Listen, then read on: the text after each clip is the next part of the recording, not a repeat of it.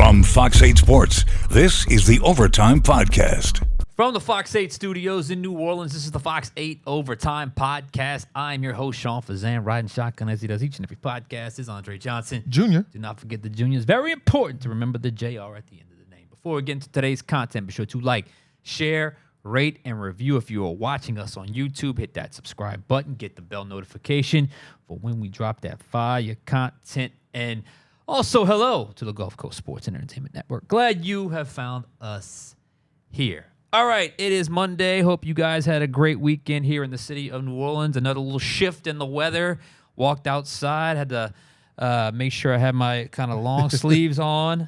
It was a little brisk outside this morning when I woke up to bring my daughter to school, and another interesting pivot in the weather here in Southeast Louisiana. Yeah, I feel like I got pump faked because I walked outside in short sleeves this morning. I was like, all right, we good. Another bright sunny day in New Orleans, and I said, oh no, I'm going right back inside. Yeah. I need to put some sleeves on because I was not ready for it to be a little on the colder side. Yeah, look, it's Monday. It was an interesting weekend because it was a washout Sunday. Saturday was a good day, but Friday ended up being a day that one of those unexpected days for me. I've heard about this event for a long, long time, but this was the first year I ever actually got to go. That was Hogs for the Cause. And if you do Hogs for the Cause on the Friday night, there is the Hogs for the Cause party. Yep. I was out there, and then it turned into the after party. Let's just say I was not expecting that. So a good time was had, an unexpected good time was had as we enjoyed ourselves out there at Hogs for the Cause, out there at the UNO Lakefront Arena area.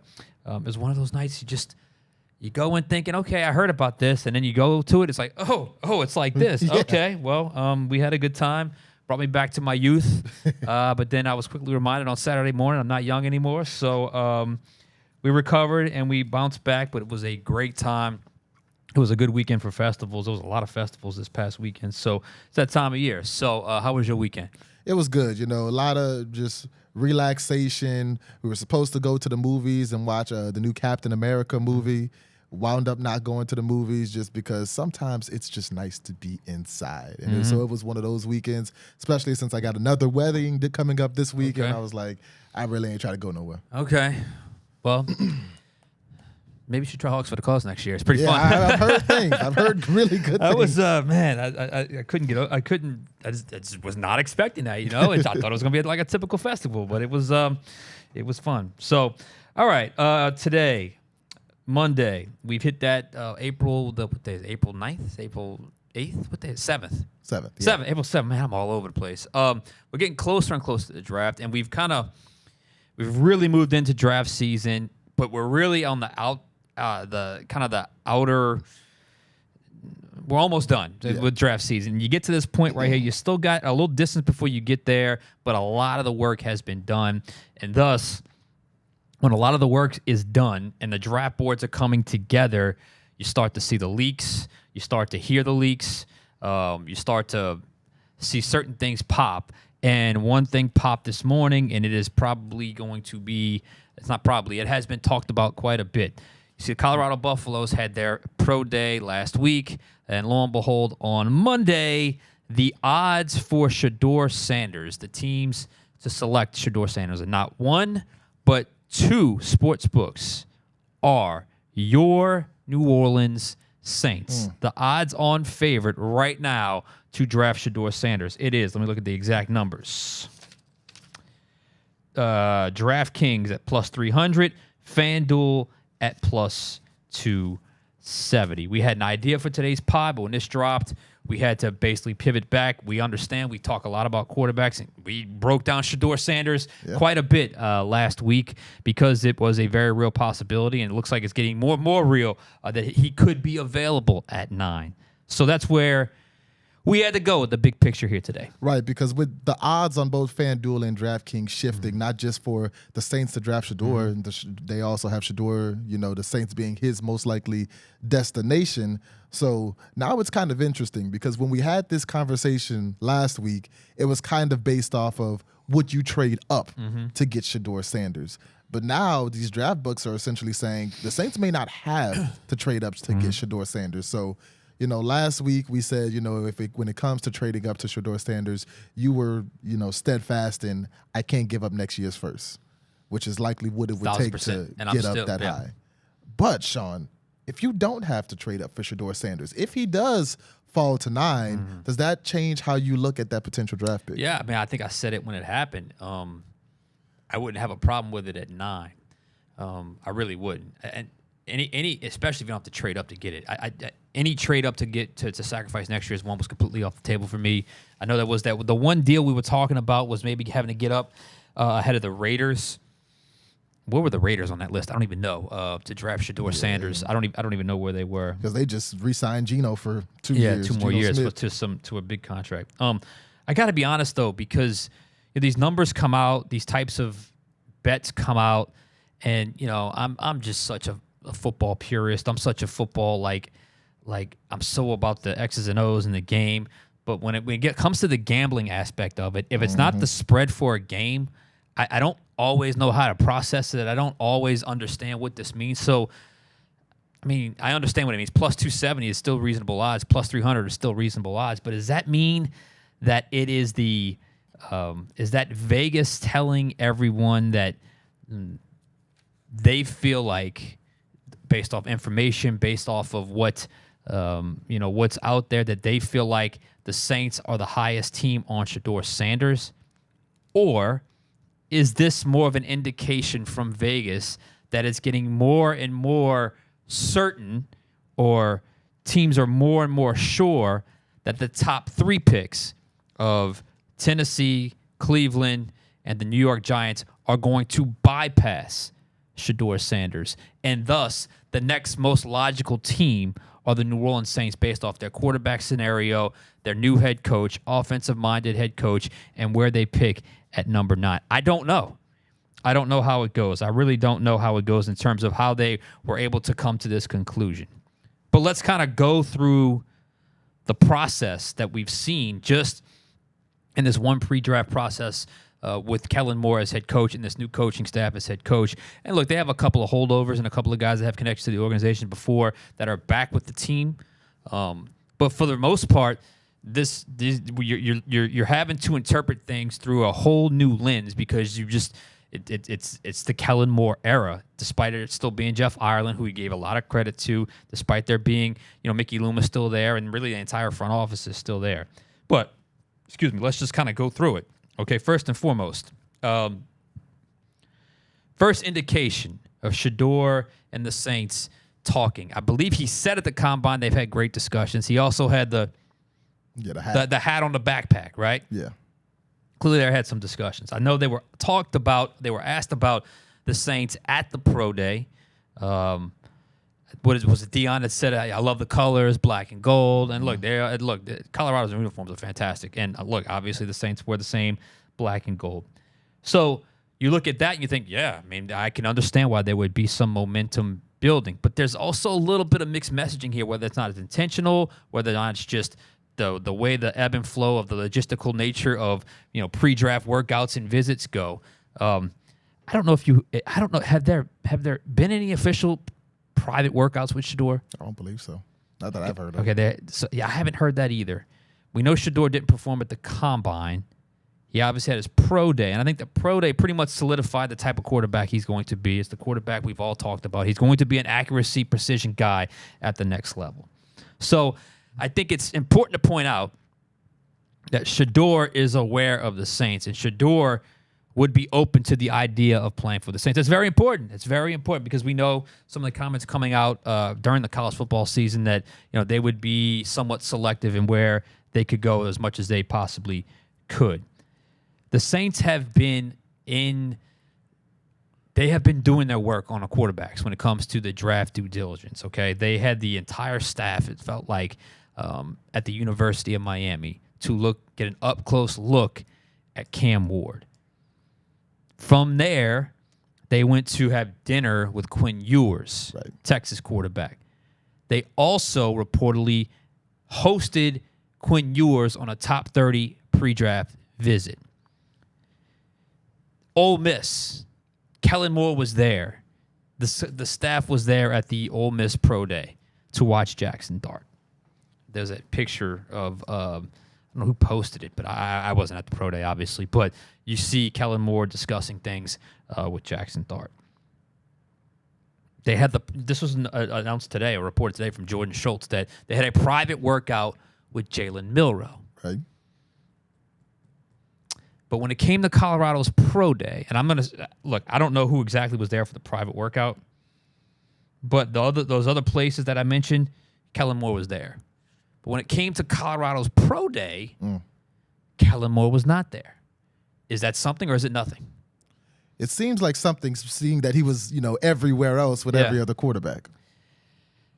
And if you're a young coach and you are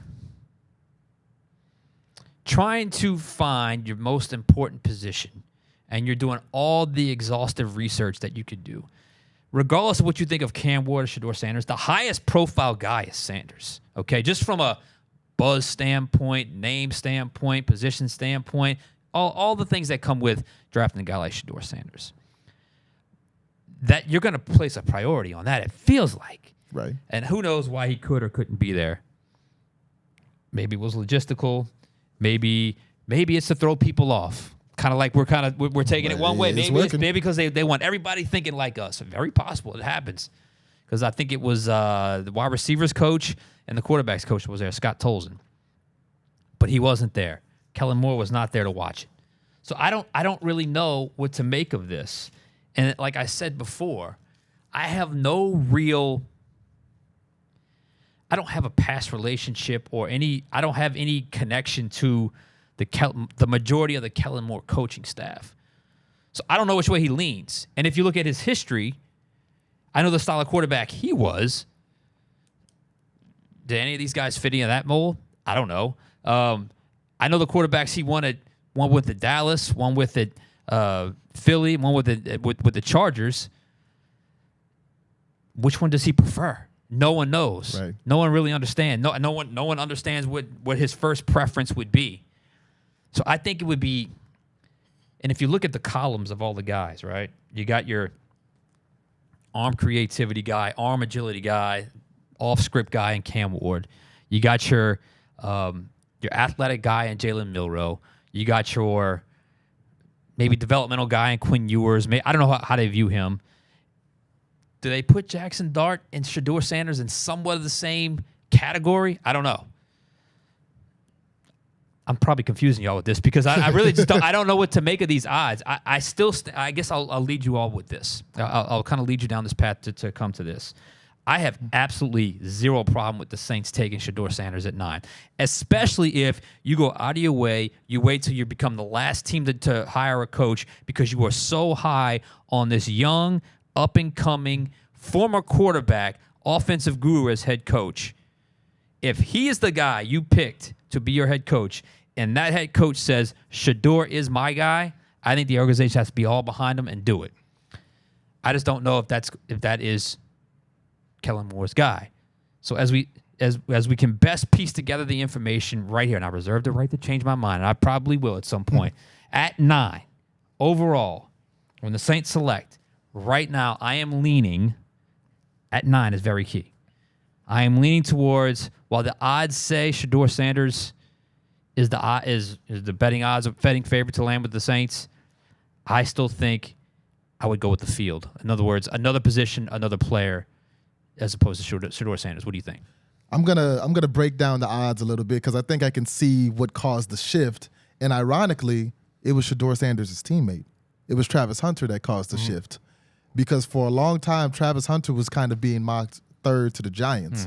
But recently, in the last few days, that shifted heavily to Cleveland. Now, Cleveland they're minus 270, which is very likely, according to Vegas and according to DraftKings, to draft Travis Hunter at 2nd overall. So now with Cleveland moving to potentially draft Travis Hunter at 2, the Giants, who were the favorites to get Travis Hunter at number 3, now they're potentially looking at Abdul Carter falling to them, which fits a need. You can throw him on the opposite side of Brian Burns. So now you're looking at the Giants taking Abdul Carter, and I think those things happening made it a lot less likely that the Giants or the Browns would take a quarterback, a.k.a. Shedeur Sanders. So as you look at the draft order, you say, okay, well, who's next? The Patriots don't need a quarterback.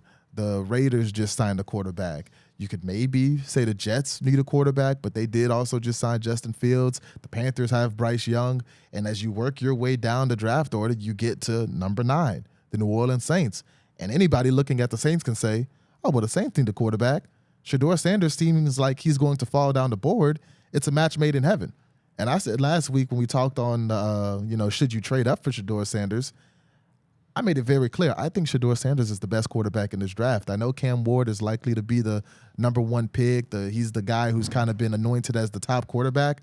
I like Shedeur Sanders better than him. I think when you talk about how his skill set translates to the NFL, the accuracy, the timing, the things that he does well, that's exactly what you would want out of a quarterback. Now, is it the quote-unquote modern quarterback? No. Does he have the strongest arm? No. But I think his NFL comparison would be somebody like Joe Burrow. C.J. Stroud. Not super fast, doesn't have the strongest arm, but pinpoint accuracy, knows where to throw the ball, when to throw it, and is comfortable working every part of the field, whether it's the middle, the sideline, all of that. We've seen him, with bad offensive lines in Colorado. He got sacked 99 times in 2 seasons, continue to come back and play. We've seen this toughness, the pedigree. To me, he has it. He is the number 1 quarterback. So back to the question of, if you don't have to trade up for Shedeur, if Shedeur Sanders actually falls to 9, I take my draft board and I throw it out the window because, in my opinion, that's the best quarterback in this draft. You as the Saints are in need of a franchise quarterback. So all the draft trends that have Shedeur Sanders falling to 9, if that happens, if you're the Saints, you make that call and you start printing the T-shirts that say New Shedorlands, Louisiana. New Shedorlands. Because that's your new reality, because I think Shedeur is that guy. Yeah, I mean, it's fair. It's fair to think that. I guess I'm a little confused as to why Kellen Moore wouldn't be at his pro day. Maybe it's a little gamesmanship. That's the only thing I could think. That's the only thing I'm a little like, why wouldn't he be at his pro day? And is this more of what other teams are not doing, or as opposed to what the Saints want to do, or is it, or is it because the Saints like him so much? Is that what they hear? I don't know. I think it's what other teams aren't doing, because I think the reason that Shedeur Sanders wasn't necessarily picked to be a Saint early on in this process is because a lot of people assumed that Shedeur Sanders would be gone by 9. I think you and I are in agreement. Not to cut you off. Yeah.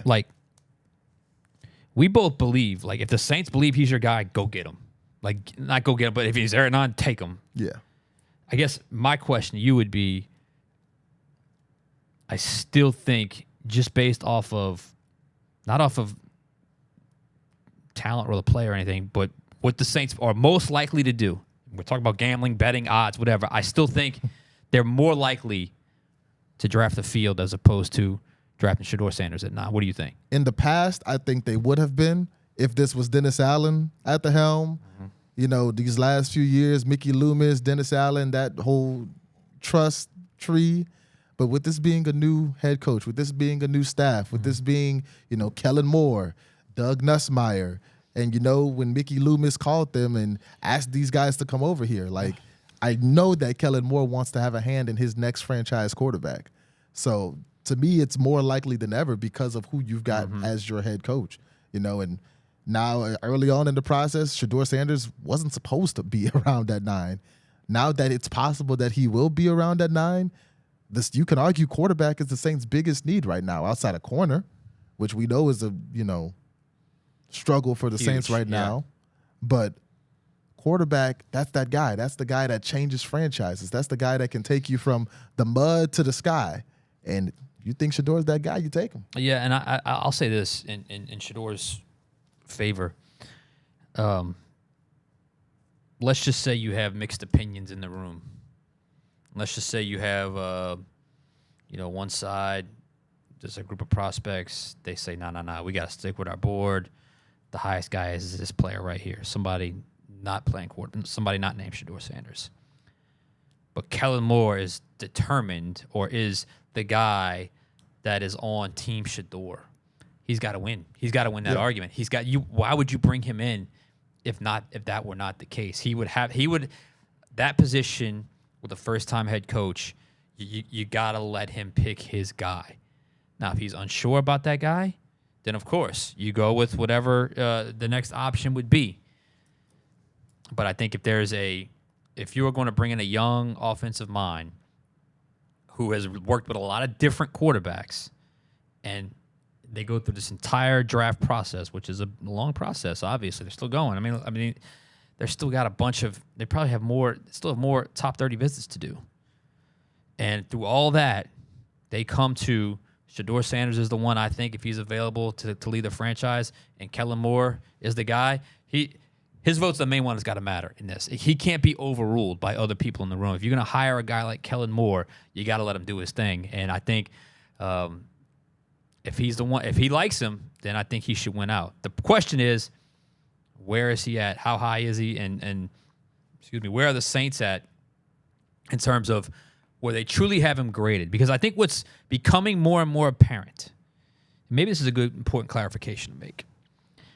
The Saints will have the chance to draft Shedeur Sanders. I think that's reasonable to say. Right. I think now I'm willing to say that. The Saints at 9 will have a chance. They will have the board, and Shedeur Sanders would still be on. I think there's a very, very, very high chance of that happening. And I think they will regret if they don't draft Shedeur Sanders, because I think he's the best quarterback in the class. You print the shirts, you put it on the billboards, you could put it on the Superdome if you want to. New Shedorlands. That is your new franchise quarterback. If he's there at 9, don't overthink it. He's got the skill set that translates to the NFL. Take that guy. I wonder how much that shifted organizationally if they went into this thinking, there's no way he's going to be available. I remember even when you and I first started talking about this, we're like, okay, well, who's the number 3 quarterback? Because Cam Moore and Shedeur Sanders are going to be gone. Now all of a sudden, it feels like I don't know if you call this slipping. I don't know where he's at in terms of where they started to where he's at now amongst most draft guys and scouts and what have you. But I do know this: if he ain't picked by the Saints at 9, unless there's a trade up, he might be slipping all the way down to Pittsburgh at 21. Yeah, and that's where I've seen him being mocked in some draft. And it's always interesting. Sometimes you have those quarterbacks that did well in college that fall back. One that catches my ear, or the first one that comes to mind, is Deshaun Watson. Now, obviously, Deshaun Watson throughout his career, he didn't have a lot of longevity towards the end of his run in Houston, and he hasn't done anything in Cleveland at all. But there's no doubt that when he was at Clemson, he was the best player in the world. And somehow he comes out into that draft. I think he fell all the way to like 11th or 12th. He was in the teens. I know that. Yeah, like he fell way back for a player that was just coming off a national championship win, the game-winning pass to Hunter Renfrow, if I remember correctly. Oh, that was one of the best national championships we'd ever seen. Exactly. It was great. And the quarterback that has been running the college football world falls that far in the draft, and lo and behold, he comes out to Houston, and in his early days in Houston, he shows you that he's a top 10, potential top 5 quarterback. So we see quarterbacks fall for reasons here, reasons there. Some people don't like his game. Some people don't think he's versatile or mobile enough. Some people say he doesn't have a big enough arm. Some people just don't like his daddy. But at the end of the day, I think we see quarterbacks like Shedeur that succeed in this league. We mentioned Joe Burrow. We mentioned C.J. Stroud, even Jared Goff. And Detroit, when you put the right weapons around them, when you put the right offensive mind with them, and we both believe that Kellen Moore is a very good offensive mind because we've seen it in several locations, Shedeur Sanders could do good things in the NFL. Yeah, I'm not saying, I think, I think at worst, he's an average quarterback. Like at worst, probably better than that, because I think he does a lot of things well across the board. He just may not score a 10 in certain categories. So a lot of quarterbacks that can succeed and have longevity in the league by having that. So real quick, I mentioned it earlier, Jalen Milroe getting the private workout is interesting. Did you see the report also that he's going to be attending the draft? That's always scary. How about that? Yeah, that's bold. That's okay. he must be getting that's confident. Yeah. That's confident because I wouldn't touch him in the first round. Now, day 2, I would, we've already had our discussions about Jalen Milroe, but first round, because that's a project right there. That's a guy that's going to take, that's going to need some time to develop a wide range of passing skills at the next level. Yeah, that's true. But hey, you never know. There was a project taken in Indianapolis a couple years ago at number 4 overall in Anthony Richardson. So maybe he is hearing some things that a team could potentially look to take him towards the end of the first round. Maybe he goes at 21 and takes the time to develop with Mike Tomlin in Pittsburgh. You never know. We had a pod about this last week as well. The best of the rest. Yeah. The guys outside of that big 3. He was your number 1, right? He was my number 1. He was my tied for second. He brings something that none of the other quarterbacks He's got bring the elite in his trait. mobility. And if you look at New Orleans, you've been looking for the next Taysom Hill for a long time. And again, man, you don't know based off of Kellen Moore's history which style he prefers and what he thinks is going to happen. So we'll see. One more thing before we got about a minute. Quick shout out to Teron Armstead. Yes. Called it a career at 12 years. It's funny. Awesome left tackle, overcame a lot of injuries. But I remember Teron, he came and met me. I hit him up to go do an interview in studio. He was, he raps a little bit, so I got to peep and go in on a studio session with him.